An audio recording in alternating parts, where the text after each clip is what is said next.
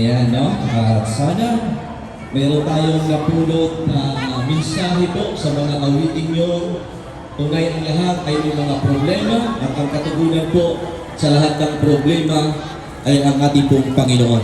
Mga kababayan, sa pagkakataong ito, ilan po sa aking mga kasama nais nilang magpatotoo kung paano sila binago ng ating pong Panginoon. Sila na lamang po ang magpakilala sa inyo.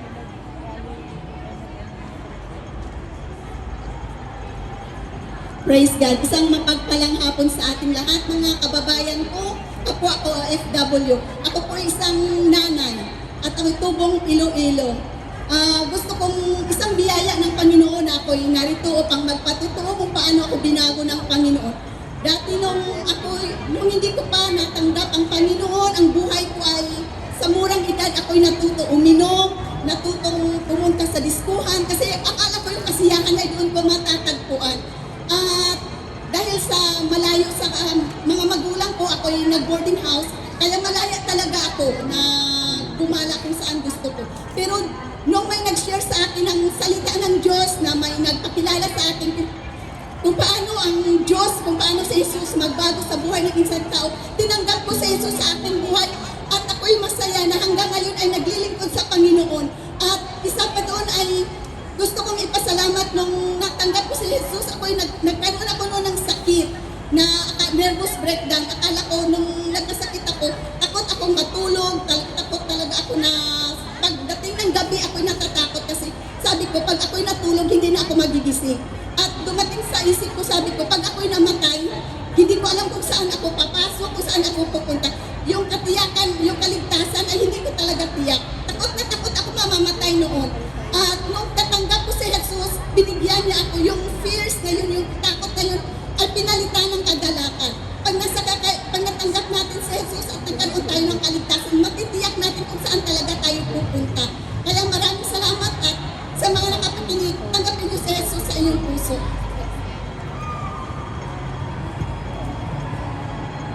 Magandang hapon po sa ating lahat, mga kaibigan, mga kababayan. Ako po si Marife Antiliano Villamor, taga-Tupong Nueva Vizcaya po ako, Bayongbong. Ako po ay narito nagpapatotoo sa ginawa ng Panginoon sa aking buhay. Una po sa lahat, nung hindi pa po ako nakakilala sa Panginoon, ako po ay masasabing religyosa din po dahil lagi din po ako sa simbahan, pero yung relasyon po sa Panginoon ay wala kasi pagkatapos ng simba is balik pa rin po ako sa dati, yung parang wala akong prayer life sa buhay ko. At nung nasa Hong Kong po, nung nasa Taiwan po talaga ako is talagang wala po akong day off doon, kaya hindi po ako nakakapagsimba at wala din po akong masasabi na relasyon sa Panginoon dahil easy-easy lang po yung buhay ko doon at mga chismis-chismis lang kung saan-saan sa paligid kasama yung mga kaibigan doon sa park. At natapos po yung buhay ko doon ng 12 years na wala akong masasabi na relasyon sa Panginoon. Ngunit ang Diyos ay may ginagawa talaga sa ating mga buhay kaya ako'y napadako dito sa Hong Kong at dito po ako naabot ng salita ng Panginoon.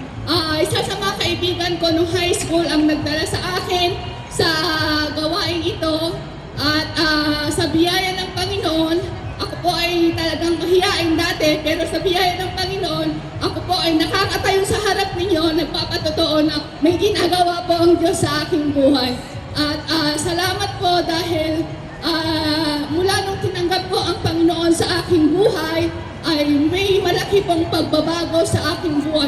Ang dating mahiyain na Marife ngayon ay nakatayo na sa inyong harapan, nagpapatotoo na may ginagawa ang Diyos sa ating buhay. Kaya mga kapatid, sa ating lahat ay kung meron po tayong pagkakataon na ipagamit ang buhay natin sa Panginoon, please ipagamit po natin ito. Sa Diyos po ang kapurihan. Magandang hapon po mga kababayan, mga kapwa OFW. Ako nga po pala si Roslyn Ramos, tubong native po. Ako po ay Cebuana. Nais ko lang pong i-testify sa inyo kung gaano kabuti ang Panginoon sa aking buhay. Dati po ako po ay nakilala sa Panginoon pero hindi ko po siya hindi ko po siya iniisip na mayroon palang Diyos na magbibigay ng pag-asa sa ating buhay. Hanggang isang araw ako po ay nag-abroad sa Middle East at nagkaroon, ang aking pong partner ay nagkaroon at sa mga kabilang bahay hanggang nandun po halos na ma-depress po ako at itinan ang aking sariling buhay. Pero salamat sa Panginoon dahil mula nung may nag-encourage naman sa akin ay mula akong lumapit sa ating Panginoon at mula nung naglapin pa ako sa church na kung saan ako ngayon ay napakabuti ng Panginoon at pabiyaya ay mula nung sinirindo ko ang aking buhay sa Kanya kasi parang hindi ko na alam kung anong gagawin ko kasi may apat po akong anak hanggang sa Lord, sabi ko Lord, anong gagawin ko? Tapos nag-pray po ako hanggang sa isang araw ay sa aking paglakad sa church na unawaan ko ang mga salita niya na talagang may pag-asa sa Panginoon at wala nung isinurinder ko ang aking buhay sa Kanya, nandun yung mga problema ko ay halos na magpakamatay ako, halos na titinip ang aking sariling buhay. Sabi ng Panginoon na mahal kita, yung parang salamat sa Panginoon dahil sa Kanyang mga salita ay naunawaan ko na mahal niya ako at yung mga problema na aking naranasan ay parang ang gaan na sa puso na pag tayo pala ay nasa Panginoon ay talagang yung lahat ng mga problema ay Kanyang aalisin at yun lamang po at maraming salamat po. At mga kababayan, kung nais niyo po maranasan kung paano kami binago ng Panginoon ang aming buhay, in-encourage po namin kayo na maglingkod at paggamit ang inyong buhay sa Panginoon. Yun lang po at maraming salamat. Ayan, so maraming salamat sa aking pong mga kasama. At ilan lamang po yan sa mga kasamahan ko na narito po sa inyong pong paligid, no? Mga binago po ng ating Panginoon yan. Dito na rin po kami nakita-kita sa Hong Kong. Pero alam niyo po, ang Diyos po talaga ay mabuti, no? At may mga kasamahan pa nga kami dito na sila ay gusto na magpakamatay, no? Alam naman natin yan dito sa Hong Kong.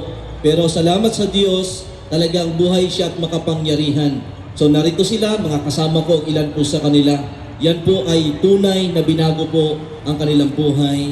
Kaya mga kapatid o mga kaibigan, sa pagkakataong ito ay maghahandog pa kami ng isang awitin and then pagkatapos nito, ang pinakamahalaga, yung sinasabi nga natin, ang salita ng ating pong Panginoon. Mapakinggan niyo po mamaya.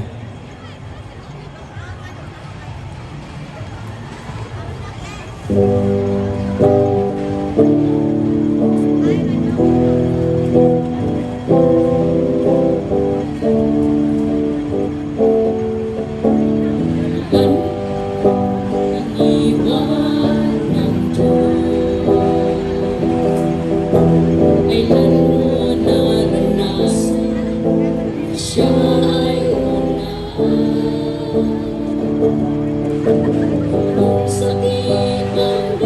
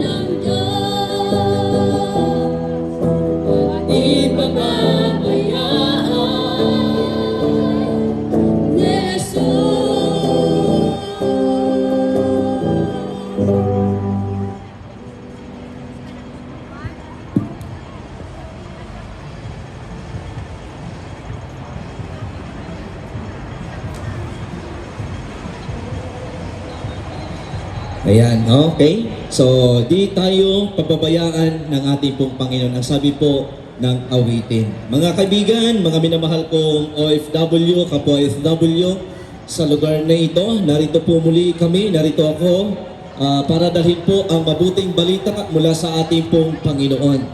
Ang balitang ito, marahil napapakinggan na po ng marami, subalit hindi lamang po nagkataon kung bakit mapapakinggan mo muli sa pagkakataong ito sapagkat nagpapatunay lamang yan, mga minamahal, na ikaw ay mahal po ng ating pong Panginoon. Marahil mayroon kang problema sa pagkakataong ito. Bago ko po ipagpatuloy ang pangangaral na ito, ang maiksing pangangaral na ito, nais ko po munang magtanong, sino po dito ang mayroon pong kinakaharap na problema sa kanya pong buhay? Pwede ko bang makita ang isang kamay na nagsasabi, mayroon akong problema? Ayan. Yan, thank you po sa mga nag-response. Maging po yung nasa dulo, na aking po mga kasama, mga kababayan. Marahil ay hindi mo lang may taas po ang iyong kamay, pero sa iyong puso, lahat po tayo ay may mga kinakaharap na mga problema. Pero naniniwala po ngayong pong hapon, hindi naman po nagkataon kung bakit narito kami sapagkat mayroon po magandang balita na dapat mong maunawaan. May 4 na katotohanan po akong iiwan sa atin. Bago kami alis mamaya, dapat mong unawain at malaman na tayo po ay mahal po ng ating pong Panginoon. Marahil ikaw ay naghahanap po ng pagmamahal. At alam niyo po, minsan ang pagmamahal na ito, minsan nakakaranas tayo na tayo po ay nasasaktan. Pero sa ating pong Panginoon na ating pong pinaglilingkuran, mga kababayan, sa oras na ito, kailanman ang sabi po ng Diyos sa Kanya pong salita, wala pa pong lumapit sa ating pong Panginoon na Kanya pong tinaboy, no? So lahat po ay pinibibigyan po ng Panginoon na lumapit sa Kanya. Yan po ang dahilan kung bakit narito kami sa pagkakataong ito. Nais po namin dalhin sa inyo na mayroon pong Jesus na ikaw ay minahal sa iyong kalagayan sa pagkakataong ito. Marahil mayroon kang problema sa iyong pamilya, marahil may problema ka sa iyong asawa, anak, at kung ano pa mang mga problema. Sa pagkakataong ito, nais pong ayusin po ng ating Panginoon yan. Katulad din po ng aking pong mga kasama sa inyo pong napakinggan ng mga testimony na kanilang buhay ay walang direksyon. Pero nung makilala nila ang Panginoon, yes, mayroon pong problema, pero iba pa rin po kapag mayroon tayong Diyos na matatawagan. At mga kababayan, gusto rin po namin, nais ko rin samantalain ang pagkakataong ito. Kung ikaw rin po ay mayroong sakit at karamdaman, kami rin po ay nananalangin sa iyo dahil ako po ang iyong pong lingkod sa pagkakataong ito. Nakaranas din po ako ng matinding karamdaman, nagkaroon po ako ng cancer. Dito na po ako naabutan sa Hong Kong. Dumaan po ako ng 21 sessions po ng chemotherapy. Ito po buhay na patotoo, ang Diyos po ay tumutugon sa ating pong pananalangin. Hindi pa ako patay, buhay ako ngayon. Dumaan ng cancer, pero ang Diyos ay Diyos na manggagamot. Kami rin po ay mananalangin sa inyo maya-maya lamang bago ko ipangaral ang aking pong gustong ibahagi sa inyo na mayroong 4 na katotohanan na dapat mong malaman. Una mga kababayan, ang sabi po ng salita ng ating Panginoon, ang tao po ay makasalanan. Sino po ang naniniwala dito na lahat po tayo ay mayroong kasalanan? Salamat po sa inyong pong pagtaas ng kamay. Di po ba? Lahat naman po siguro tayo, aminin natin, nung tayo po'y bata pa lamang, nangungupit na agad tayo sa ating mga magulang. Tama po ba? No? So, inyong realidad at marami pang iba. So, ang sabi po ng Bible, tayo po ay makasalanan. Ang sabi po ng Romans 3:10, Romans 3:23, Romans 6:23, ang lahat ng tao ay nagkasala at hindi po nakabot sa pamantayan ng ating pong Panginoon. Kaya ang katotohanan niyan, ang kasalanan ito, ang siyang magdadala po sa atin patungo po sa kapahamakan. Yan ang dahilan kung bakit naririto kami ngayon pong hapon. Nais ng Panginoon na ikaw ay makawala sa kasalanan na yan na iyong tinatahak ngayon. Diyan din po kami nanggaling. Hindi po namin sinasabi na hindi kami nagkakasala ngayon. Pero iba po yung kasalanan na hindi mo na sinasadya kaysa sa kasalanang hindi ka makalaya. Alam niyo po mga kababayan, yung unang katotohanan yun, ang tao po tayo ay makasalanan. At kahit anong gawin natin na pagbabago, sa ating pong sarili, hindi po natin kaya yun. Naniniwala po ba kayo? Di ba?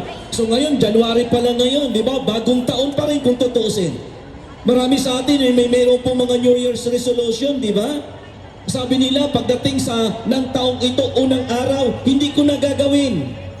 Yung iba, minsan, 1 linggo, 2 linggo, 1 buwan, pagkatapos po, balik na naman sa dati nating ginagawa. Hindi po ba? Kasi ang pangalawang katotohanan, mga kababayan, mga minamahal ko na mga kapwa FW, hindi natin kayang iligtas ang ating sarili. Hindi natin kayang baguhin ang ating pong sarili. Pasukin man natin ang lahat ng reliyon sa buong mundo, libo-libo yan. Pero kung ang buhay natin ay hindi na bago mula sa ating Panginoon, ay wala pong katuturan yan. Hindi po maganda yan. Kaya ang aming pong dala, hindi po reliyon. Ang aming dala ay relasyon sa ating pong Panginoon. Ang relihiyon ay, sabihin natin makakatulong, pero hindi yan ang magliligtas sa iyo. Hindi yan ang magliligtas sa ating lahat. Ang tanging magliligtas sa atin, mga minamahal, walang iba, kundi ang ating pong Panginoon.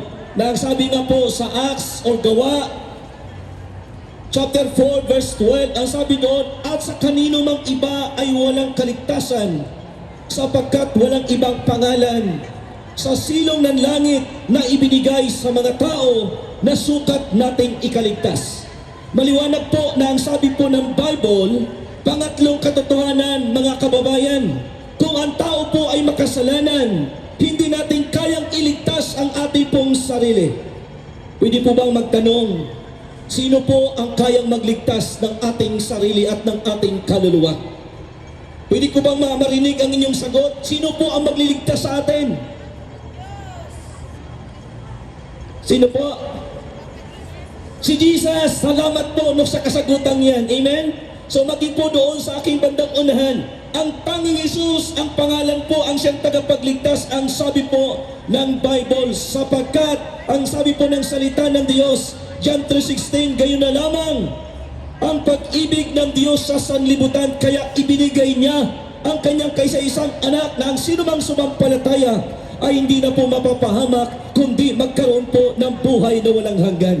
Napakagandang balita, mga kababayan, ang ito ay dumating sa atin po sa pagkakataong ito. Bakit ko po sinasabing magandang balita? Alam niyo po ba na ang katotohanan na kapag tayo po o ang tao po nagkasala, mayroon pong naghihintay na kapahamakan sa kanya. Ano po itong kapahamakan na sinasabi po ng Bible? Huwag kayong matakot, no? Ang sabi po ng Bible, ang impyerno ay hindi po inihanda sa tao. Ang impyerno ay inihanda po kay Satanas. Pero si Satanas, ang sabi po ng Bible, no? Parang liyong umuungal, naghahanap siya ng masisila. Sapagkat ang kanyang kalagayan, isang araw doon talaga pupunta siya sa kapamakan doon sa impyerno. Pero si Satanas, hindi po natutuwa na pag wala siyang kasama. Gusto niyang isama ang lahat ng mga tao doon sa kapamakan. Mga kababayan, yan ang dahilan kung bakit naririto kami ngayon. Mahal ka ng Diyos. Mahal tayo ng ating Panginoon. Ayaw ng Diyos yung ating nag-iisang kaluluwa ay pupunta po ng kapamahakan. Gusto ng ating Panginoon doon sa pangwalang hanggang buhay. Kaya nga po ang sabi ng John 3:16. Ang sabi pa ng John 1:12, ang sinumang sumampalataya sa Kanya ay mayroong buhay na walang hanggan. Alam niyo po, mga kababayan, dito po kami nagsimula, hindi namin alam. May nangangaral, may nagbibigay ng mga babasa, hindi namin masyadong maunawaan. Pero alam niyo po, isang araw pinagbuksan namin ang aming pong puso. Kaya yung mga testimony nila, alam niyo po, napakalaking pagbabago. Ako po mismo, no, na nagtuturo sa kanila, ang magpapatunay sa inyong mga minamahal ko mga kababayan. Binago sila ng ating pong Panginoon. Alam ko, ngayong hapon, narinig mo ang tinig na ito. Minsan na itanong mo na rin sa iyong sarili, gusto mong ayusin ang buhay mo. Pero hindi mo talaga kaya. Mga kababayan, gusto ka namin tulungan ngayon pong hapon. Ang kaya namin igarantiya sa iyo, pag lumapit ka sa ating pong Panginoon, ang sabi niya po sa Matthew 11 verse 28, alam niyo po, panawagan niya ito, imbitasyon niya ito. Ang sabi niya doon sa kanyang salita, halik kayo, kayo mga napapagal at nabibigatang lubha sa inyong pasanin. Kayo'y aking pagpapahingahin. Kaya uulitin ko, sino dito ay may kabigatan sa kanya pong sarili? Sino dito ang may problema? Mismo po ang Diyos na ating pong kinikilala. Mayroong panawagan siya sa iyo ngayon. Lumapit ka sa Diyos. Bibigyan ka ng totoong kapahingahan. Ang totoong kapahingahan, hindi yung hindi ka napupunta sa church. Ang totoong kapahingahan ay lumapit ka sa Panginoon at siya po yung kasagutan ng lahat. Kami po, lahat ng mga kasama ko na sa inyo pong tagiliran ngayon, may kanya-kanya kami problema. Alam niyo po, ang problema, ang tingin po namin sa problema, pagpapala ito mula sa ating pong Panginoon. Bakit? Mayroon pong Diyos kapag lumapit ka sa Panginoon, bibigyan po ng katugunan ang iyong problema. Di po ba pagpapala ito? Yun nga lang yung iba, hindi po alam i-manage kapag may problema. Kaya minsan ang kanila pong ginagawa, mga minamahal, mga kababayan, alam ko hindi lingid sa inyo, sa ating pong marami dito mga Pilipino. Nakakalungkot kapag may mga problema, minsan ang ating mga kababayan, nakuha nilang tumalon sa building magpakamatay. Sayang ang buhay. Ang akala nila kasi, pag ikaw'y nagpakamatay tapos na, hindi po. Ang totoo niyan, ang totoong buhay kapag ang tao, pagkatapos ng mamatay, nasa Panginoon siya, tumanggap siya sa Panginoon. Sapagkat ang sabi po ng salita ng Diyos, ang tao po, mayroon tayong kaluluwa, mayroon tayong espiritu, mayroon tayong katawan. Naniniwala po ba kayo doon? Sapagkat yan ang sabi po ng salita ng Panginoon. Tingnan niyo po, yung nakikinig ngayon sa akin, no? Kaluluwa mo yan. Sapagkat ang kaluluwa ay ito yung nagdi-decide, nagdi-desisyon. Siya yung nasasaktan, kaya ngayong patay di ba? Lahat naman tayo, nakakita na naman patay, di ba? Tingnan niyo yung patay, kahit kurutin mo yung patay, hindi na nag-react. Bakit? Wala na sa kanya yung kaluluwa. Yan ang dahilan kung bakit ipinapangaral po namin ang salita ng Panginoon. Sapagkat yung nag-iisang kaluluwa natin, yan yung pinag-alayan ni Jesus ng buhay doon sa krus ng Kalbaryo. Mga minamahal, mga kababayan ko, gusto kong sabihin sa iyo, mahal ka ng ating pong Panginoon. Isang araw, bawian man tayo ng buhay sapagkat yan ang realidad. Pero ang sigurado tayo, yung nag-iisang kaluluwa natin ay pupunta po doon sa pinangako ng Panginoon na doon sa kalangitan. Naniniwala po ba kayo na mayroong langit? Sige nga po. Sa akin po bandang kanan, mga kababayan ko. Naniniwala ba kayo na mayroong langit? Thank you po, salamat. No, sa aking bandang likuran. Naniniwala ba kayo na may langit? Thank you po, no? Sa aking bandang kaliwa po, sa bandang unahan ko. Mga kababayan, naniniwala po ba kayo na mayroong langit? Salamat po tayo sa pagtaas ng kamay na yan. Dito po sa bandang kanan ko, naniniwala po ba kayo na mayroong langit na naghihintay sa mga sumasampalataya sa Panginoon? Thank you po, tayo. Alam niyo po, napapakinggan ng Panginoon yung ating pagtaas o nakikita at napapakinggan ng Panginoon yung ating pag sinabing naniniwala ako. Ngayon po, ngayong oras na ito, tutulungan po namin kayo. Dito rin po kami nagsimula, hindi namin alam ang gagawin. Pero alam niyo po, nung kami ay nanalangin sa Panginoon, alam niyo po, ginagrant, ino-honor ng Panginoon yung panalangin na yun. Ngayon po, tutulungan namin kayo. Kaya yung apat na katotohanan, sa aking pong binabahagi ngayon, kayo na ang tao'y makasalanan, hindi natin kayang iligtas ang ating sarili. Si Jesus ang tagapagligtas. Ang pag-apat po ay kailangan nating tanggapin si Jesus sa ating buhay para isang araw, mamatay man tayo, yung ating kaluluwa harap sa Panginoon, kasama po natin siya. Pero wag muna ngayon, marami pa po tayong gagawin. May pamilya pang naghihintay sa Pilipinas. Tama po ba? Pero ang kasiguraduhan, yung ating pong kaluluwa ay ligtas. Isang araw, haharap tayo sa ating pong Panginoon. Mga minamahal, mananalangin ako sa Diyos. Okay lang po ba sa inyo? Ulitin ko po, mamaya mananalangin ako sa may mga sakit at karamdaman. Pwede kayong pumunta o ako ang pupunta po sa inyo. Tawagin nyo lang po ako. Mananalangin ako sa inyo, naniniwala ako. Kung may pananampalataya ka, kaya kang pagalingin ng ating pong Panginoon. Hindi po ako magpapagaling. Pareho lang po tayo tao. Pero ang Diyos natin, makapangyarihan siya, walang imposible sa Kanya. Karanasan ko po kasi bakit ko po nasabi. Ikaw ba naman, dumaan ka ng 21 sessions po ng chemotherapy. Kala ko, yun na yung huling araw ko dito sa mundong ito. Pero walang imposible sa Panginoon. Mga kababayan, mananalangin ako sa Panginoon. Pwede niyo bang sundan, no? Ang maiksing pananalangin na ito ng aking pong babanggitin. Okay lang po ba? Na parang ikaw na rin yung nagsasabi, tutulungan lamang kita. Ulitin mo lang yung kataga na aking pong babanggitin. Ganito po ang panalangin. Maniwala ka, dito kami nagsimula. Walang nawala sa amin pero sumunod kami. Purihin ang Panginoon. Ito yung buhay namin ngayon, masaya naglilingkod sa Diyos. Ulitin mo po ang katagang aking babanggitin. Ulitin mo ang salitang ganito. Ganito po ang panalangin. Sabihin mo ng ganito, Panginoon.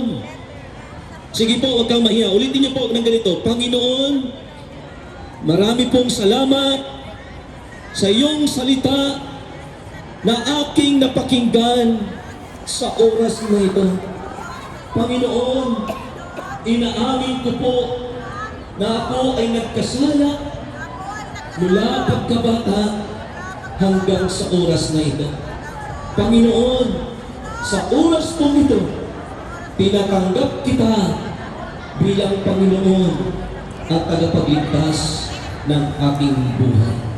Isulat mo po ang aking pangalan sa aklat ng buhay upang sa iyong muling pagbabalik ay niyo po akong makasama. Salamat sa kaligtasan sa pangalan ni Jesus. Amen and amen. Pwede ba natin palakpakan ng Diyos, mga kababayan?